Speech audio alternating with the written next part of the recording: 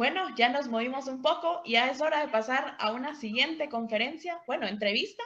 Y para esta tarde tengo a Celina de Molina en este tema tan interesante sobre la discapacidad. Hola Celina, Hola, ¿cómo estás? ¿Me hola escuchas bien? Elena, buenas tardes. Feliz, sí, te escucho re bien y estoy feliz de estar aquí participando de la marcha virtual, celebrando la vida de todas las personas con discapacidad. Así es, esta fiesta es para todos, como bien decíamos. Me encanta tu pañuelo, el todo dice la familia importa, el mío es de Chapines por Sí. las dos vías, así que estamos unidas aquí. Bueno, y para hablar de este tema les voy a presentar un poco del perfil de Celina. Celina Palmieri y Molina es esposa y madre de 3 hijos, es abogada y notaria con un máster en asesoramiento educativo familiar y además fungió como directora de la Fundación X Frágil Guatemala. Tiene 23 años viviendo con una persona con discapacidad intelectual. Así que muy buenas tardes, Celina. Bienvenida. Damos comienzo a este tema. Buenas tardes, Primero, Elena. vamos a platicar un poco de discapacidad, pero existe demasiada información e incluso prejuicios sobre la discapacidad. Me gustaría que tú, en tu experiencia, nos explicaras y nos pusieras ya en claro qué es la discapacidad. Así es, la discapacidad es un concepto muy complejo y se puede definir desde las diferentes ramas, desde la rama legal, desde la rama médica, desde la rama de la educación. Sin embargo, en general, la discapacidad es una disminución o una limitación que puede ser física, psíquica o sensorial en la actividad o en el desarrollo de una persona dentro del margen de lo que se considera normal. Ahora, la discapacidad física es la falta o el deterioro o la alteración funcional de un miembro del cuerpo que provoca la disminución en la inmovilidad o la total inmovilidad. Eh, También existe la Ok. discapacidad sensorial. Esta es la discapacidad auditiva o la discapacidad visual. Hay personas, muchas personas con discapacidad física que no tienen discapacidad intelectual. Sin embargo, hay personas que pueden padecer ambas discapacidades. Es importantísimo diferenciar la discapacidad intelectual de la discapacidad física. Y esto es porque la discapacidad física se da en la dimensión corporal de la persona, en su cuerpo. En cambio, la discapacidad intelectual se da en la dimensión psíquica de la persona, es decir, limita su voluntad y su inteligencia. Lo más característico o lo más común en las personas con discapacidad es un trastorno cognitivo, es decir, que una tarea simple para cualquier persona, para una persona con discapacidad, puede ser muy difícil de realizar o también pueden tener problemas comunicativos. Un mensaje verbal puede ser muy difícil de comprender para una persona con discapacidad intelectual o también puede ser muy difícil de expresarlo. Un examen, perdón, eh, un mensaje verbal. Ok. También existen las pruebas de inteligencia, sin embargo, el coeficiente intelectual pues no es muy útil para, para medir las habilidades verdaderas de una persona. Y los padres de familia sabemos que nuestros hijos son mucho más que un número. También es importante decir que en educación, en la discapacidad intelectual no se considera como tal los trastornos de aprendizaje como la dislexia o el déficit de atención o la hiperactividad. Ok. Bueno, ya que entendimos qué es la discapacidad y las distintos tipos de discapacidad, en este contexto que estamos viviendo de COVID-19 e incluso cuando no estamos viviéndolo, muchos grupos o ideologías mencionan que las personas con discapacidad no poseen una dignidad y es algo que todos los seres humanos tenemos. ¿Cómo entendemos, cómo hacemos entender a las demás personas que las personas con discapacidad también poseen esa dignidad humana que se les está quitando en estos movimientos abortistas? Por ejemplo, en Islandia, el síndrome de Down ya no existe porque los están abortando. Entonces, ¿cómo explicarías tú tu experiencia a una persona que promueve este tipo de cosas? Ok, bueno, para una persona creyente esto es más fácil de comprender y de explicar porque sabemos que, que las personas somos a imagen y semejanza de Dios. Somos como lo máximo de la creación. El ser humano es un fin en sí mismo, no es un medio. Y tenemos, como dijimos, dos dimensiones, la corporal y la espiritual. Tenemos un alma trascendente que trasciende y ahí radica la dignidad de la persona. No importa si la persona tiene discapacidad intelectual o no, no importa si es una persona sana o enferma, rica o pobre, educada o no educada, es persona y por ser persona tiene dignidad. Yo los invito a hacer este ejercicio. La próxima vez que vea a una persona con discapacidad, ya sea física o intelectual, véanlo a la cara, vean sus ojos y se van a dar cuenta que son personas como uno, tienen la misma dignidad de la persona. Lo que pasa es que el concepto de que tengamos de persona es lo que va a determinar que entendamos o no la dignidad. Como tú decías, estos movimientos, estas ideologías nos hacen ver que lo útil es lo bueno. Y también se pone como muy arriba y muy en alto la técnica y la ciencia. Yo soy la primera en aplaudir los avances científicos, todas las investigaciones que hay, porque si no hubieran esos avances científicos, yo no sabría cuál es la enfermedad que tiene mi hijo y no sabría cómo ayudarlo. Sin embargo, la técnica no se puede poner antes que la persona. La técnica está al servicio de la persona y no al revés. En los panfletos, en los brochures que explican el síndrome X frágil, por ejemplo, explica todo lo que es y al final dice el síndrome X frágil no tiene cura. Prevención, 2 puntos, diagnóstico preimplantacional y aborto.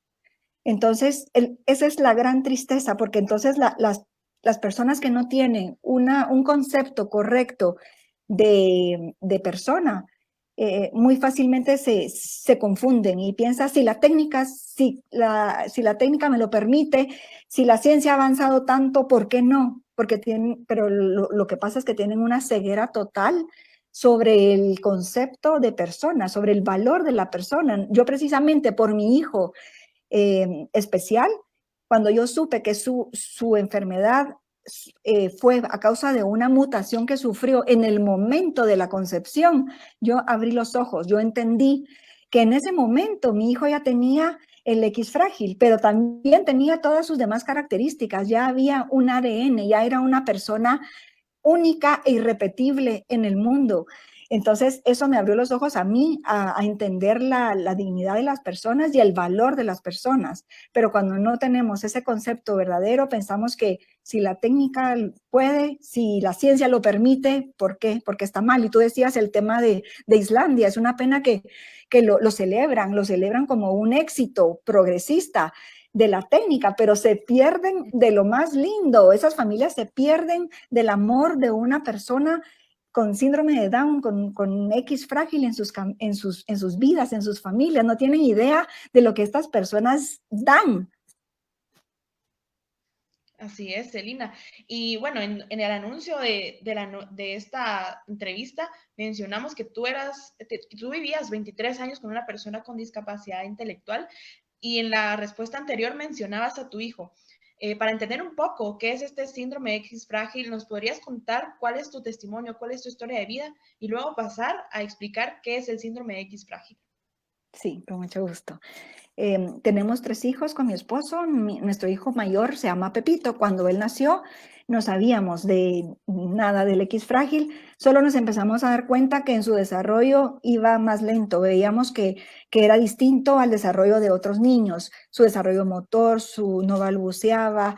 Es muy parecido a lo que vivimos muchos padres de familia. Y entonces empezamos a investigar. Cuando vimos que Pepito no hablaba, ya lo llevamos a una terapia de lenguaje. Pepito iba a cumplir 3 años y no decía mamá, no me decía mamá. El día que me dijo mamá es uno de los días más felices de mi vida y nunca lo voy a olvidar. Eh, Cuando supimos que Pepito tenía X frágil, él ya tenía 4 años, ya teníamos otro bebé. Cuando supimos del X frágil, supimos que es una patología que se hereda. Y entonces, ¿cómo se hereda? Existe un riesgo en la persona, en la mujer embarazada, existe un riesgo de que ese embarazo hay 50% de probabilidades de que su bebé nazca con el síndrome X frágil. Nosotros queríamos tener otro bebé y en un acto de fe tuvimos otro bebé. Dios no quiso que tuviera el síndrome X frágil, pero sabíamos que hubiera sido aceptado de la misma forma y con el mismo amor que aceptamos a Pepito. Sin embargo, yo conozco a muchas familias no muchas pues, pero a varias familias que tienen hasta 3 hijos con síndrome X frágil y son unas familias maravillosas. En esas familias hay alegría, hay amor, son un ejemplo de vida. El síndrome X frágil es una enfermedad genética, se hereda de generación en generación y lo que sucede es que hay un gen que se encuentra en el cromosoma X, que es el cromosoma de la sexualidad humana, en el ADN de toda persona. En el X hay un gen que se llama FMR1 por sus siglas en inglés. Al ocurrir esta mutación de ese gen, la falta de la mutación de ese gen provoca que haya falta de una proteína en el cerebro del bebé y la falta de esa proteína en el cerebro es la que provoca la discapacidad intelectual, la conducta autista, los problemas de aprendizaje, pueden ser desde leves hasta severos.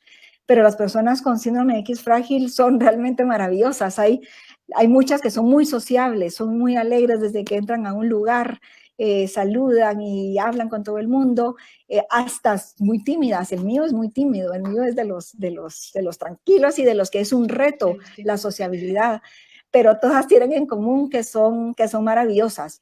No estoy diciendo que no es duro, que no es difícil, por supuesto que sí, y más cuando uno no conoce, pero la actitud que se tiene ante lo que nos pasa en la vida hace una gran diferencia. Y realmente el síndrome de X frágil vino a cambiar nuestras vidas para bien. Nos hizo mejores personas, nos acercó a Dios, ese hijo que tenemos. Eh, se puede, se puede ser muy feliz con la discapacidad. Ok, sí, y justamente en ese sentido iba la próxima pregunta, porque nos llama la atención, pues obviamente estos movimientos abortistas usualmente ven a las personas como tú mencionabas, como si no son útiles, entonces no me sirven. Sin embargo, las personas con discapacidad, todas las personas en general, aportan algo muy especial a toda la sociedad. En el caso de las personas con discapacidad, ¿qué aportes podrías mencionar tú que hacen a la familia y que hacen a la sociedad en general? Ok. En la familia hacen un gran aporte. Yo siempre digo que es un plus que suma mucho a la familia tener una persona con discapacidad. ¿Por qué? Porque las personas que vivimos alrededor de una persona con discapacidad ejercitamos las virtudes como de una forma más fácil, casi sin darnos cuenta. Ujú. Como, por ejemplo, la paciencia. Con una persona con discapacidad es más lenta para aprender, es más lenta para hacer, es más lenta para hablar. Se necesita paciencia para estar con esta persona. Entonces, para que haya armonía en la casa, pues tenemos que aprender a ser pacientes. También, si estamos alrededor de una persona, nos volvemos generosos, porque como es la persona débil de la casa, es la persona que requiere más atención, entonces cedemos ante nuestros gustos, ante nuestras preferencias, pensamos en lo que le gusta a él, en la música que le gusta a él, la película que quiere ver, muchas cosas que hacen que los que estemos alrededor nos volvamos más generosos y también más prudentes. Estas personas son muy sensibles. Ellos perciben con mucha facilidad el estado de ánimo de la persona que tiene a la par. Incluso el tono de voz, solo es levantar un poco el tono de voz y la persona se dan cuenta y lo manifiestan. Y entonces nos volvemos como prudentes, más prudentes al hablar, en el tono de voz, la forma de decir las cosas que se dicen y que se hacen. Me gusta hablar mucho de los hermanos, de las personas con discapacidad, porque los hermanos, bueno, esto es en general, no lo digo yo, sino que están de acuerdo educadores y familiares que los hermanos con personas con discapacidad tienen una personalidad más madura, son personas más maduras. ¿Y a qué se debe esto? Porque desde chiquitos aprenden a ser agradecidos en primer lugar, porque se dan cuenta de la deficiencia de su hermano o de su hermana y se dan cuenta que ellos no la tienen, que no la padecen y entonces son agradecidos por eso. También ven la lucha de sus papás, ven la lucha heroica de sus papás que siempre están preocupados de saber más, de ayudar a su hermano. Hay algo grande que está pasando en la familia todo el tiempo y ellos no quieren causar más problemas a sus papás. Entonces, son bien responsables en sus tareas y en sus obligaciones. También, como dije, son más generosos, saben que la atención de sus papás va a estar siempre en el más débil y esperan su turno y saben que tienen que compartir ese tiempo. Y también cuando eligen una profesión, he visto mucho que los hermanos de las personas con discapacidad, las hermanas, deciden ser psicopedagogas, psicólogas, médicos, incluso sacerdotes, porque tienen mucha vocación de servicio, de ayudar a las personas porque lo vivieron en sus casas. Entonces salen afuera y ven una persona necesitada, ven una persona que tiene algún problema, inmediatamente piensan en su ser querido. Entonces esa generosidad sale a la sociedad. Por eso es un bien magnífico para la sociedad. En las aulas, en los lugares de trabajo donde hay personas con capacidad, se puede saber este sentir, esta práctica de virtudes de las personas que están cerca de las personas con discapacidad. Wow, qué hermoso de verdad lo que nos estás contando.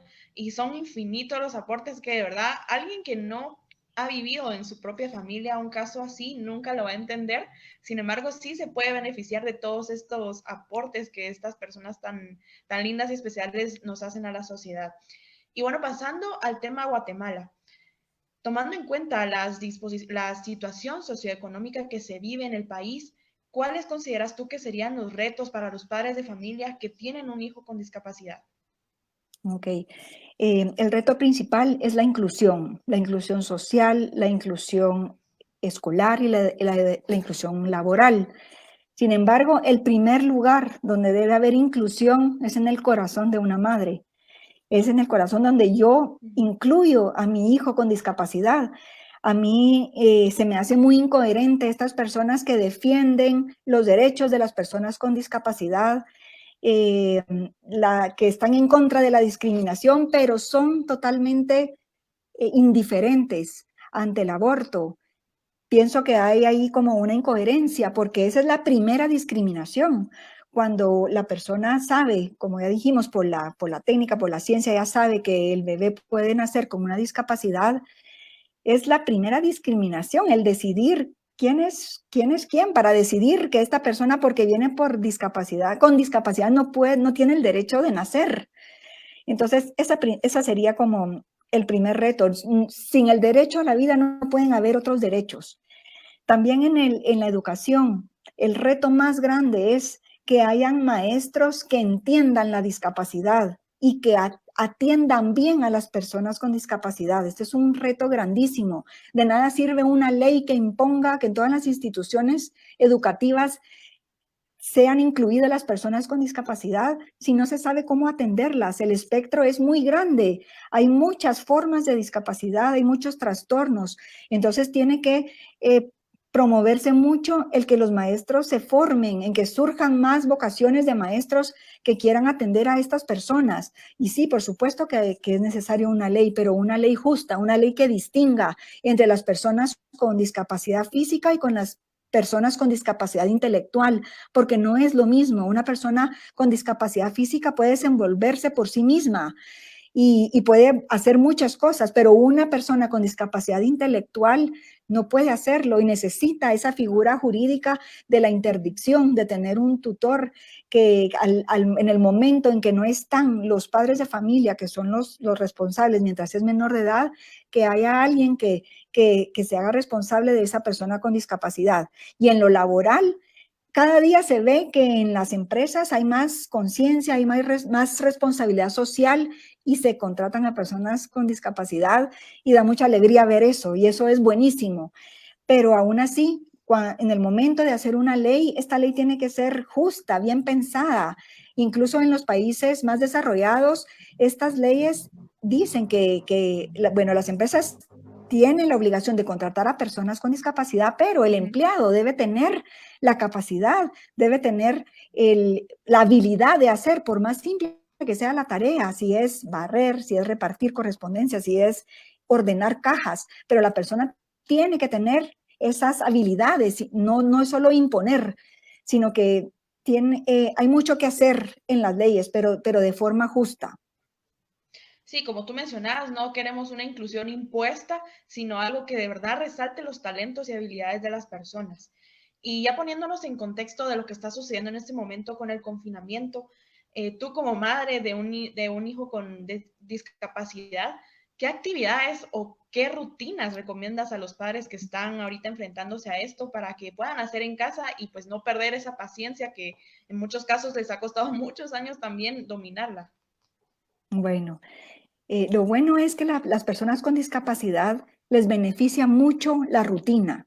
La estructura es muy beneficiosa. Entonces, cuando estamos en la casa encerrados, lo mejor, no solo para la persona con discapacidad, sino para toda la familia, es tener una rutina, un horario, una hora de levantarse, una hora de levantarse, de acostarse, una hora de las comidas, procurar que sean juntos, tener un espacio para el estudio, para las tareas, pero también incluir el ejercicio, las tareas del hogar.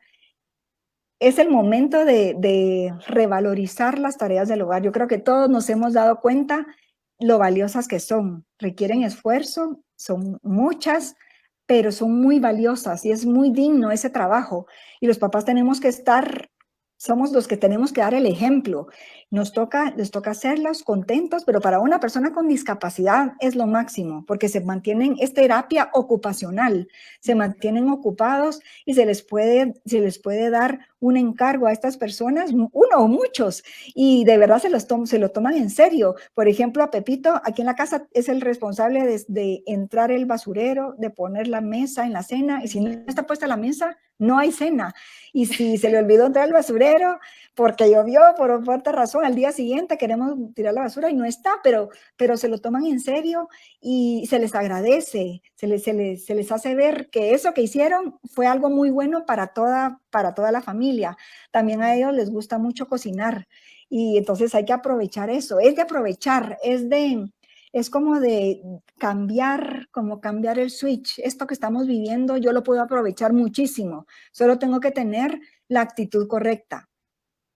Ok, bueno, y ahorita que hablabas de ponerle tareas a Pepito, muchas, bueno, esta no la habíamos platicado, pero me surge ahorita porque muchas personas dicen, no, a las personas con discapacidad hay que tratarlas igual como si fueran cualquiera.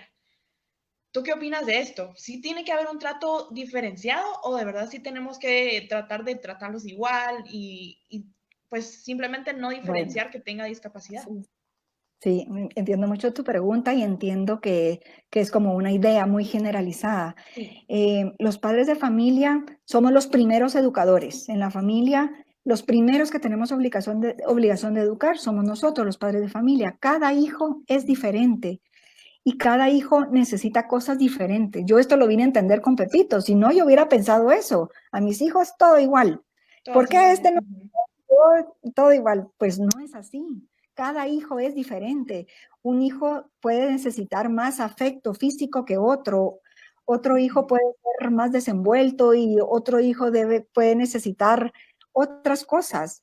Entonces, hay que llamar las cosas por lo que son. Yo no tengo ningún problema de decir que nunca lo he tenido, que mi hijo tiene discapacidad intelectual, pero porque tengo clara la dignidad, el concepto de persona. Entonces no tengo ningún problema de decir que tiene discapacidad intelectual. Eso no lo hace de menos, ni a él ni a mí. Pero teniendo Sí. eso claro, entonces yo por supuesto que no se puede decir es un trato preferencial y entonces como él es el centro, porque si él se vuelve el centro, entonces sí, van a haber problemas por ahí. La vida de la familia sigue. La familia, el niño también se tiene que adaptar a la familia. Por supuesto que hay cosas donde la familia puede ceder más fácil para que, no sé, porque es como más natural cuidar al más débil. Pero también la persona debe adaptarse a la familia. Y, y entonces en el trato, pues cada familia conoce a su hijo y tiene que saber qué trato debemos de darle. Pero Ujú.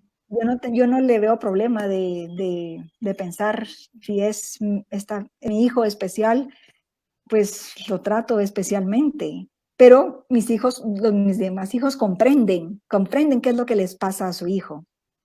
Ok. Perdón, comprenden qué es lo que les pasa a su hermano.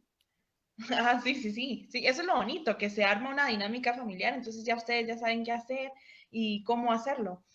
Y bueno, Celina, el tiempo se nos está yendo rapidísimo, pero nos queda todavía un momento para que tú nos puedas dar un mensaje especialmente de consejos para los padres de familia que se están enfrentando a esto por primera vez, pongamos, por ejemplo, a las madres que les han dado un diagnóstico dentro del vientre de que su hijo tiene una discapacidad, ¿qué consejos o qué le dirías tú a esas madres que se están enfrentando a eso para, pues, para, como tú decías, primero aceptarlo uno mismo en su corazón? Bueno, yo les diría, primero, que no es el fin del mundo, que es normal que tenga miedo, que tenga ansiedad, pero no es lo peor que le puede pasar. Que puede verlo en tantas familias que hay, que siempre hay una esperanza. A mí me pasaba que yo veía a jóvenes mayores con la misma condición de mi hijo y me daba mucha esperanza ver que tenían otros logros. Eh, También creo que tiene que ver con el concepto de felicidad que tenemos. La felicidad, podemos tener el concepto equivocado de que la felicidad es pasarla bien y no tener problemas y tener una vida perfecta. Eso es la felicidad. Entonces, si tenemos ese concepto de felicidad, viene un hijo con discapacidad, eso se nos vino abajo. Pero tenemos que entender que la felicidad es compatible con el dolor, que la felicidad está en las cosas pequeñas, que se puede ser muy feliz. Este hijo especial les va a venir a cambiar la vida, van a ver las cosas de diferente modo, van a ser mejores personas, les va a ayudar a ejercitar las virtudes, les va a ayudar a acercarse a Dios. En general, es un beneficio. Eso que la gente dice es que un hijo especial es una bendición y uno lo oye, pero uno cuando está en el dolor y en la angustia de qué es lo que tiene no lo entiende.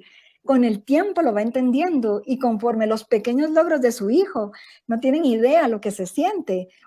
Puede ser el logro académico más grande de un hijo regular, pero un pequeño logro de un hijo con discapacidad, solo lo entendemos los papás, los que tenemos un hijo con discapacidad, es algo grandísimo.